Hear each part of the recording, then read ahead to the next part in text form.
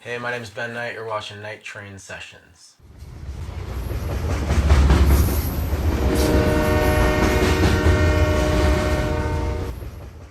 Baby, I know. Oh yeah, that's a whole Craigslist? nightmare in my life. Well, I found you because you heard the first EP I did. We were friends on Facebook. It's a Facebook, man. What are you gonna do without Facebook? We don't. It's the only way we can do stuff. Yeah. He had played a gig at my church, and that's how we met. And then we started playing together. He invited me over to his rehearsal No, space. you put out a thing. You were like, Oh yeah, I was looking for drummers. "Hey, is there any drummers out there?" I was Yeah. like, "Yeah, I know Yeah. one." And I was like, he was the best one. Cool. So, and so then we started playing together, and he knew Eric, the bass player. I've just met other guys from like bands that we've played with, or people know people, and that's kind of. But it's like a nightmare finding people like last minute, which is like always what I have to do, because I'm really bad at like scheduling and managing. That's like really what my job is. It's not even like writing music. I'm trying to make it more like about the music and less about like business and that, and like making a band work and like happen, but really like it's about like picking up the phone and getting gigs and that sort of thing. I'm in the hot seat, guys. Oh yeah. You should answer some more stuff. I'm just a drummer, man. I show up and hit stuff. I'm like, "Peace, I'm out." Well, I mentioned that I'm really bad at scheduling and making things happen. So making the gigs happen is like enough to just keep me kind of satisfied. Honestly, I find that What do you think? playing out is gonna make you can rehearse 5 days a week for 6 Yeah. months, but if you play out twice a week for 6 months, you're gonna be tighter, way tighter. Yeah. So Because it puts you in more of a pressure type of thing. Like it's easy to just to like hang out in a basement and like rehearse and like Right. kick it. Yeah. But when you're like right there and you have to, you know, yeah, play the tunes on the stage, connections are it's made a quicker and different thing. So since we've been playing a lot over the last couple of years, to me those are about as good as rehearsals as you can get. Yeah. The ones that count in front of people, and things just kind of get real tight from there, I'd say. I used to wear a hat that was like really wide brim. Hair down to here, man. Believe it or not, man. I had a different It was look. a look, though. It was a good look. It man. was a look, and then I stopped doing that, so that's different. But musically, I'm trying to write better songs. Like, I mentioned that I did like 2 EPs of 4 songs each, and we don't play any of those. So I'm just trying to like write better stuff. That's mostly the difference. When we get there. Yeah, kind of when we get there. Kind it's of, really, yeah. Sometimes there will be like a really like serious audience that I want to impress, and I'm like, okay, gotta write a set list down, gotta like do all that stuff. But if it's just a bar crowd like hanging out, then that's totally off the cuff, and we'll just call them. When there's a crowd that like seems like they're gonna care about what we're doing, then I'll try to impress them. Oh man, I don't. So hard. Honestly, I don't feel like I have any. You know, what's a fan? Somebody who pushes like on Facebook, or like Yeah, somebody who comes if out to you- a show? I don't know. It's If you measure fans by like the engagement we get on social media, that's would totally skew your view of who actually comes to our shows. If I really push a show and like try to get people, and especially like if I push the show to people who I've met who like go out to live music, then we'll get some people out. But if I just like post up there that like we're doing a thing like once or twice, nobody will really show up. It's like, you know, I mean, some people will, but we do a lot of gigs that are just, you know, like we said, like bar gigs. You know what I'm saying? wallpaper gigs. Yeah, kind of. Where You know, you're- nobody's really listening or checking Where us you're out. part of the atmosphere. Yeah, you know, and that's And good. That's kind of where the money is, to be honest. that's where the money is. I think that the biggest thing, you know, is to try to make it an event. Yeah. You know? You want it to be like a actual happening, kicking type And we thing. play enough too, you know. So if somebody comes on, sees us on a Thursday, and we're playing that Saturday, they're probably not going to come to that one. You Yeah. know? So Because we play way more than other bands because we do like all these different types of gigs. Mm-hmm. Like we do blues gigs, and we do these functions, and we do the bar type thing, and then we do like the original gigs, and solo and duo and trio stuff, and like it's all arranged. And I think because of that, like I've been able to sustain a career doing this. Like this is all I do. because I do like all those different, and I play keys for a few other bands, and I teach piano lessons, and I was street performing. So like between all that stuff, like we're able to kind of make it work. But there's not like one size fits all, which I kind of wish there were, because all the bands that I like have their show, and they do their show no matter what the audience is. And so I kind of pander and kind of like, you know, I want to make people happy because I want the gigs. But it's the age-old question of, are you trying to record, are you trying to play to make people happy, or are you like just playing because of who you are and what you want to put out? I think that if I had a day job, I would be much more content and relaxed and kind of comfortable, you know, and I wouldn't be like freaked out about as much of my life as I am, because I don't have any plan B or sort of like, you know, there's no safety net. This is just kind of like, gotta do it, or what, you know, there's nothing else really. So. Yeah, I mean, I hope that it pays off.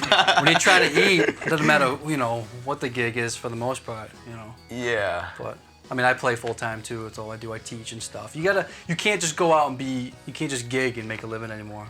No, you got to do other stuff. Teach, studio stuff. But you don't want to get so TV stuff. comfortable that you forget about why you started doing it in the first place. Yeah, that's true. Oh, that's hard.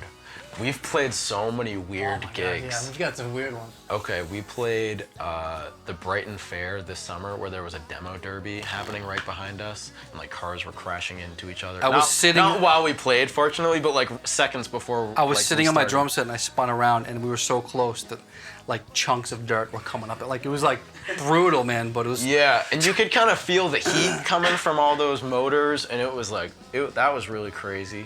That was bizarre. We played the New England Music Awards last year at Showcase Live, and that was really that was sick, yeah. Exciting.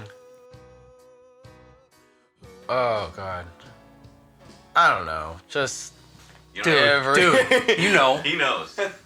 Don Pedro's, bro. That was. Oh God. We played. Did a little thing in New York. Yeah, a few weeks ago, and we played 4 gigs, and like a couple of them were cool, and the other couple were like, oh man, why are we playing this place? Like that place had like holes in the wall and it was basically bizarre, a dirt floor, I think. It was like weird, yeah. It was a rehearsal because we had that was one of 2 gigs that day, so we just ran through some tunes. So that was one of those places you play and then pack up and I'm out. Yeah. That was weird. That was really weird. Well, I've got a few booking agents.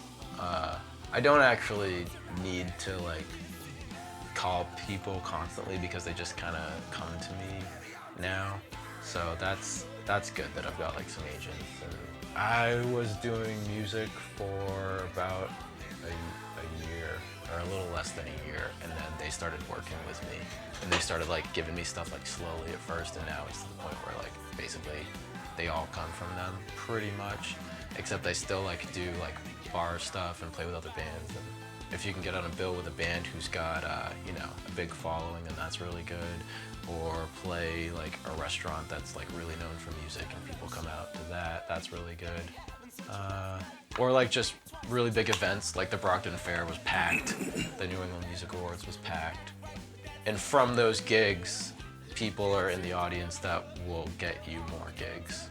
They all build off on each other. Like I can like directly pinpoint where the gigs came from other gigs, from the very first gig.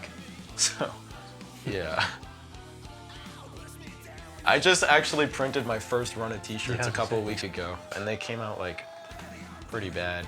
So I liked them, man. So sick yeah, design, they were man. kind of cool. They're kind of cool, but we're learning. That's not really a thing. I've printed a few runs of CDs, which don't even really matter anymore at all. So they're like coasters.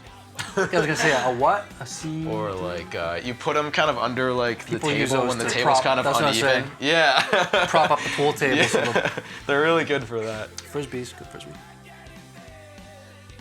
Oh, we always talk about this.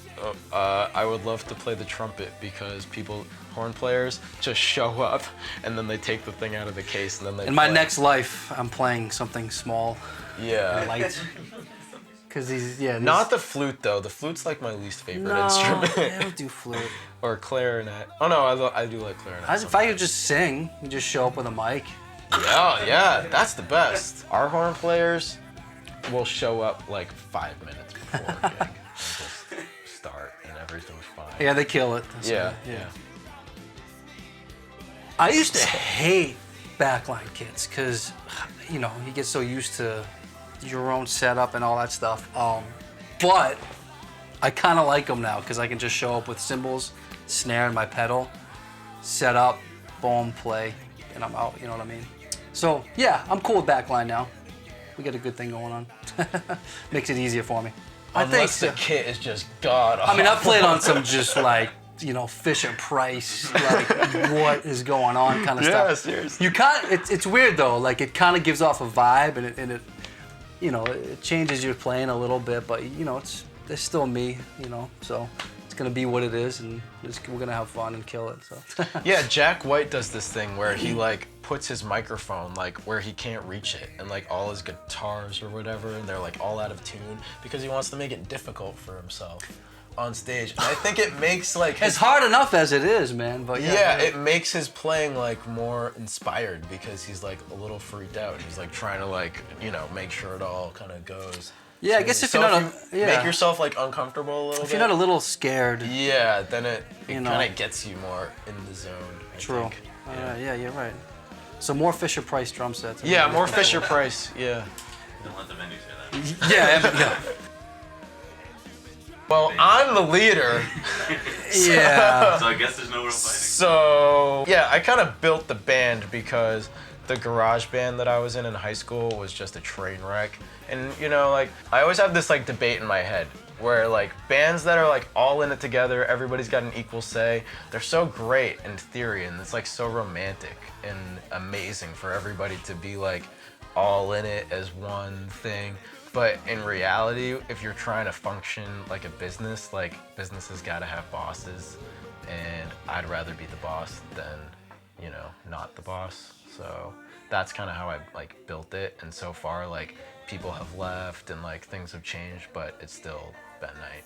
Man, these are interesting and loaded questions. I don't think there's ever been like any No, fights. there's never been any fights. No, we're all pretty level-headed cats. Yeah. I mean, mainly because of like the people who I want to play with. Like I don't choose people who are crazy, or I try not to. So, I mean, we've met some interesting guys. I've got a list of like 10 bass players who we've played with over the couple of years, and it's like, some of them I want to play with, and other ones I'm like, oh man, do I gotta call that guy? So, yeah, we get along. We're good. But like the core band is like really easy going. That's the goal. Thank you guys. Thank you, man. Thank you so much, man. You can check us out at bennightlife.com or go on Facebook and search for me. There's a million Ben Knights, but I'm the most obvious one. And you can, add me on social networks or whatever people do. All those things that they do. Yes, all those things. So, All right, thanks, guys. Thank you so much, man.